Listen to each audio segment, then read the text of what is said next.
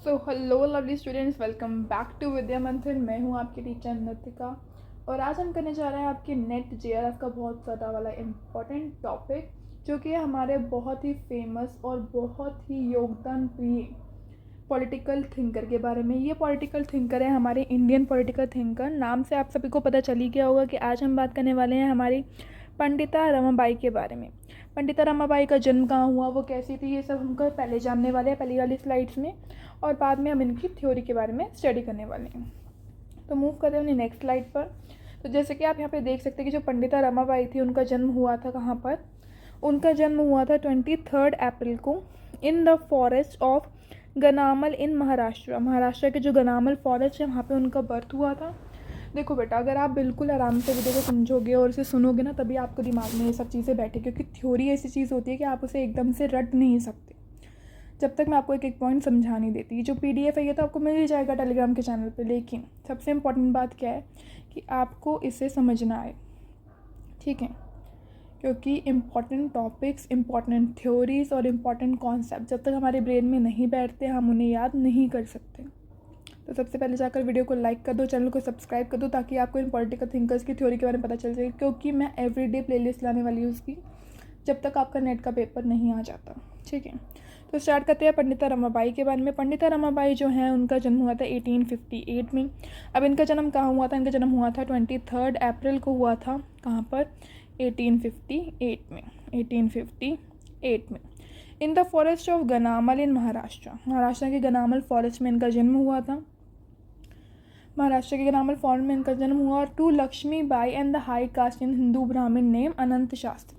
इनके फादर का नेम था अनंत शास्त्री और ये क्या थे? हाई कास्ट हिंदूज थे। क्या थे? High cast Hindus. अब कभी कभी ऐसा क्वेश्चन आता है कि पंडिता रमाबाई के फादर का नेम क्या था? अनंत शास्त्री, प्रबंध शास्त्री, ऐसे करके बहुत सारे नेम देते हैं कन्फ्यूजन के लिए, लेकिन आपको याद रखना है ए से अनंत शास्त्री, ठीक है? अब वो क्या थी? वो हाई कास्ट हिंदू रिलीजन से बिलोंग करती थी, ठीक है? अब हाई कास्ट हिंदू रिलीजन से बिलोंग करती थी, तो जो इनके फादर थे वो हिंदू ब्राह्मण थे और वो सभी को क्या करते थे? वो सर्व करते थे शिक्षा, एजुकेटिंग गर्ल्स को एजुकेट करने में वो क्या थे? इंटरेस्टेड थे, ठीक? तो देखो इनकी जो काम है, लाइफ एंड वर्क के बारे में पूछा था, तो इनका पहला काम क्या है? कहाँ पे ट्रैवल करा इन्होंने? कलकत्ता एंड बंगाल में। कलकत्ता एंड बंगाल में ट्रैवल करने के लिए गई। वहाँ पे जब इन्होंने ट्रैवल करा तो इन्होंने क्या करा? प्रेसिडेंसी फॉर सोशल रिफॉर्म्स, यानी कि सामाजिक कल्याण के कार्य करे। क्या करे इन्होंने? सामाजिक कल्याण के कार्य, ठीक है? अब सामाजिक कल्याण के कार्य करते हुए ये अगली बार अपने नेक्स्ट लेवल पे चलते हैं। कहाँ पहुँच गई? She known as educationist before she turn 20, यानी कि 20 की उम्र से पहले वो क्या बन चुकी थी? एक एजुकेशनिस्ट, शिक्षा प्रदान करने वाली शिक्षिका। कब? 20 टर्न होने से पहले। She came to Pune after her husband demise, यानी कि जब वो पुणे आई तो उनके जो हस्बैंड थे वो डिमाइज, यानी कि उनकी डेथ हो चुकी थी। शी फाउंडेड द आर्य महिला समाज। फिर उन्हें क्या मिला वहाँ पर? आर्य महिला समाज। इस समाज को पंडिता रमाबाई ने ज्वाइन कर लिया था और आगे जाके जो भी उनके कार्य थे या जो भी उनकी इन्वेस्टमेंट थी, सारे फेमिनिस्ट इश्यूज़ में उन्होंने यहीं से स्टार्ट करी थी, ठीक है? जो हिंदी वाले जो बच्चे हैं वो इतनी टेंशन मत लो कि मैम ने इंग्लिश में लिखा है, इंग्लिश का बना हुआ है। नहीं बेटा, समझने पे ध्यान दो, क्योंकि जो नाम है जैसे आर्य महिला समाज, वो नाम ही रहता है, बस उसके आपके अक्षर बदल जाएंगे, वो ऐसे आ जाएगा आर्य महिला समाज, लेकिन नाम सेम रहेगा।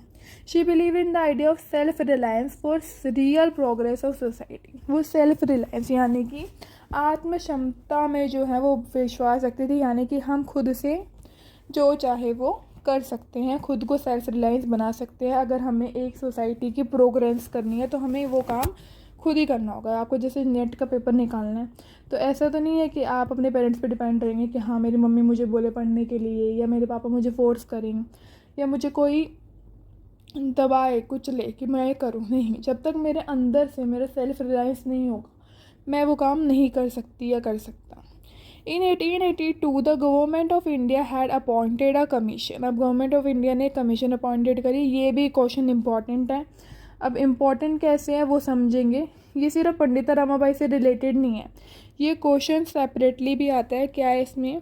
The Hunter education. अब इस एजुकेशन के बारे में मैंने पूरा लिखा है इसी कॉन्सेप्ट में, ताकि मैं आपको समझा सकूं और आपकी डबल थ्योरी की प्रैक्टिस हो जाए। तो देखो, जो हंटर एजुकेशन कमीशन थी ना, that was to look into education in India. India में एजुकेशन को देखती थी वो। एंड रमाबाई है यहाँ पे, give evidence before the commission, यानी कि एविडेंस देते थे कमीशन के आने से पहले कि इंडिया में एजुकेशन बहुत ज़रूरी है। किसने? रमाबाई जी ने। ठीक है, इन्होंने क्या कहा था कि जो इंडिया है उसको एजुकेशन की बहुत ज़्यादा ज़रूरत है। ऐसा नहीं कि सिर्फ जेंट्स को या सिर्फ मेल डोमिनेंस होना चाहिए, नो। इन्होंने कहा था कि इक्वालिटी में फीमेल को भी एजुकेशन की बहुत ज़्यादा नीड है। उसके suggesting that the teacher should be train for their job and more women should be appointed by schools. अब ये जो हंटर एजुकेशन थी, इसने क्या कहा था कि जो टीचर्स हैं अब उनकी भी ट्रेनिंग होनी चाहिए, ताकि वो जो अपनी जॉब कर रहे हैं उस पर रहें। जैसे पहले के ज़माने में जो टीचर्स होते थे वो क्या करते थे, दलित जो भी हमारे भाई बहन हैं उनके साथ क्या करते थे, वो उनके साथ वो शोषण करते थे उनको वो जैसे नीचे खाट पे बिछाते थे या ज़मीन पे बिठाते थे, अगर कोई उनके मटके में से पानी ना पी ले। एक बार तो राजस्थान में भी ऐसा हुआ है अभी 2016 के करीब, कि एक जो टीचर था उसने अपने एक विद्यार्थी को मार डाला। क्यों मार डाला?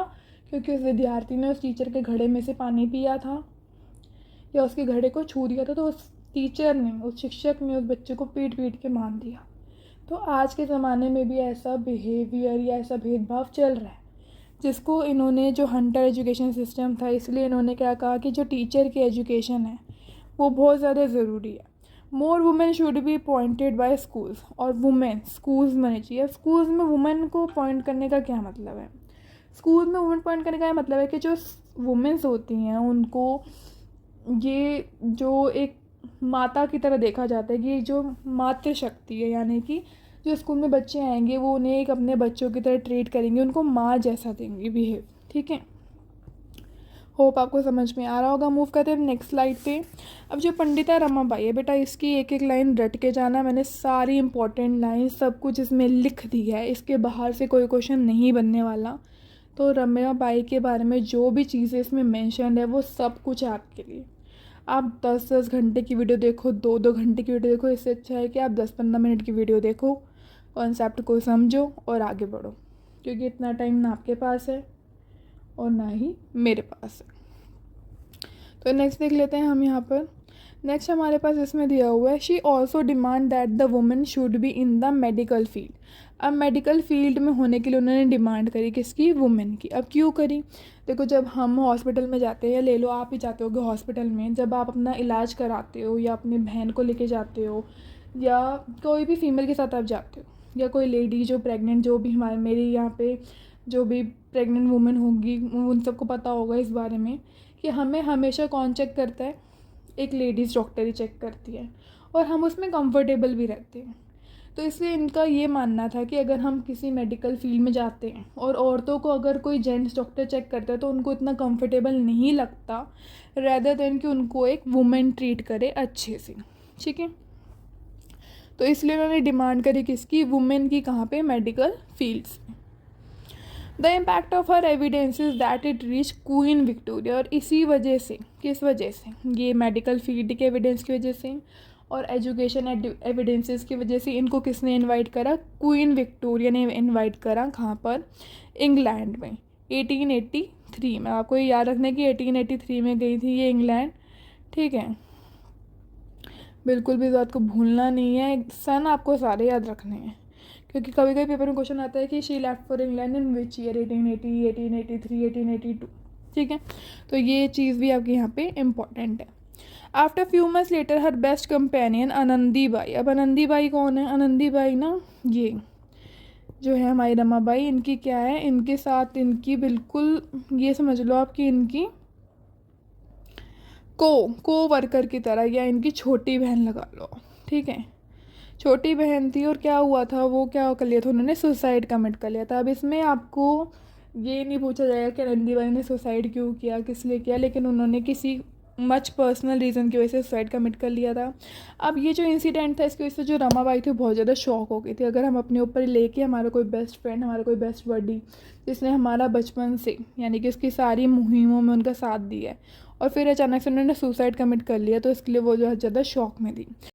देखते हैं हम अब इसका देखते हैं कि जो ये पंडिता रमाबाई जी हैं, अब इनके साथ क्या हुआ जीवन में। इनके साथ हुआ कि she already watch her parents, brother and her husband at her closest friend die in tragic deaths. यानी कि इन्होंने जीवन में इतने डाउन्स देखे कि अगर कोई और होता तो वो टूट गया होता। लेकिन इस स्टोरी का मतलब ही यही है, इसको पढ़ाने का मतलब ही यही है कि आप लोगों को हिम्मत देना कि अगर लाइफ में कितने भी डाउन्स आए लेकिन आपने थकना नहीं है, हारना नहीं है। आपको एक इंस्पिरेशनल थॉट की तरह पढ़ाया जा रहा है इनके बारे में, ठीक है।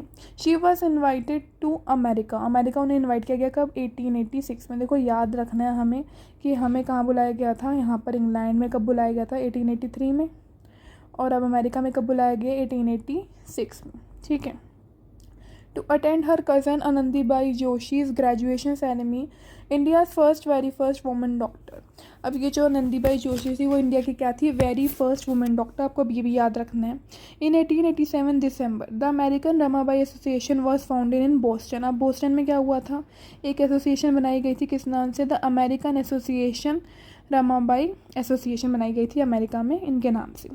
Road by Ramabai is a high caste Hindu woman. अब इन्होंने एक बुक लिखी जिसका नाम क्या है? High caste Hindu woman. अब इस बुक के बारे में भी आपको बहुत पूछा जाता है। अब इसके बारे में मैंने यहाँ पे लिखा नहीं है लेकिन मैं आपको बता देती हूँ कि इसमें क्या है। इन्होंने बुक लिखी 1888 में, ठीक है, यहाँ से आने के 2 साल बाद। और यहाँ से पहले वो इंग्लैंड गई थी कब? 1883 में, ठीक है। अब इस बुक में क्या है? High caste Hindu woman. अब इनका इस बुक में ये कहना है कि जो लो कास्ट हिंदू वुमन है वो ही सफ़र नहीं करी, जो हाई कास्ट हिंदू वुमेन्स है वो भी सफ़र कर रही। इन्होंने अपनी बुक में ये लिखा है। कभी कभी पूछ लेते हैं कि इन्होंने अपनी बुक में किस चीज़ के बारे में बताया, तो इन्होंने अपनी बुक में वुमेन्स की जो डिवास्टेड कंडीशन है उसके बारे में इसमें बताया हुआ है, ठीक है। उसके बाद आता है she had collected over $30,000 for her association. उन्होंने कितने डॉलर कलेक्ट करे अपने एसोसिएशन के लिए? $30,000 कलेक्ट करे। She came back to India in 1889 में वो इंडिया आ गई। इंडिया आकर उन्होंने क्या खोला? अपना पहला शारदा सदन। अब शारदा सदन के बारे में डेफिनेटली क्वेश्चन आता ही आता है। अब क्वेश्चन कैसा आता है तो वहाँ देखेंगे हम। अब शारदा सदन जो है उसमें क्या था? उनका था तो एम और empower young women, window women, यानी कि जो विडो वुमेन है जिनके पति नहीं होते, वो विडोज़ होती है, आप सबको ही पता होगा। तो उनके बारे में उन्होंने क्या करा है कि खोला उन्होंने। अब कन्वर्जन लास्ट इनका स्टेप जो इंपॉर्टेंट स्टेप है जो दुनिया को शॉक में डाल देता है, ठीक है। कभी कभी स्टेटमेंट आते हैं कि शॉकिंग स्टेप ऑफ रमाबाई, वो क्या था? Her conversion create a shock waves in India. किस चीज़ में कन्वर्जन? उनका क्रिश्चियनिटी में कन्वर्जन। इतनी high class high caste Hindu women का क्रिश्चियनिटी में कन्वर्जन जो है कब हुआ? 1883 में। 1883 में इंग्लैंड गई थी, ठीक है। आपको ये बात पता है, मैंने भी पढ़ाया आपको। वहीं पर जाके इन्होंने देखा, वहाँ के रिचुअल्स देखे, वहाँ पे इनको जो भी अच्छा लगा वहाँ पर जाके इन्होंने अपना कन्वर्जन करा लिया, किसमें? क्रिश्चियनिटी में। तो that's the end of our video. Thank you guys, thank you for your support कि आपने हमारी जो GRF नेट की इतनी सारी जो प्लेलिस्ट हैं जो नीरज सर ने डाली है उसको आपने फॉलो किया, उसमें से आपने बहुत कुछ सीखा। और अभी टॉप पे चल रही है हमारी फर्स्ट वीडियो जिसमें 40 मार्क्स प्लस मार्क्स की गारंटी थी। तो आई होप आप इस सीरीज़ को भी उतना ही प्यार दोगे और मेरे चैनल को सब्सक्राइब और लाइक करके ज़रूर जाना, बिकॉज इससे मुझे बहुत ज़्यादा मोटिवेशन मिलती है और मुझे आगे वीडियोस डालने का भी मन करता है। Okay, thank you lovely students, bye bye. Hope आपका नेट एंड JRF जल्दी क्लियर हो। Bye guys.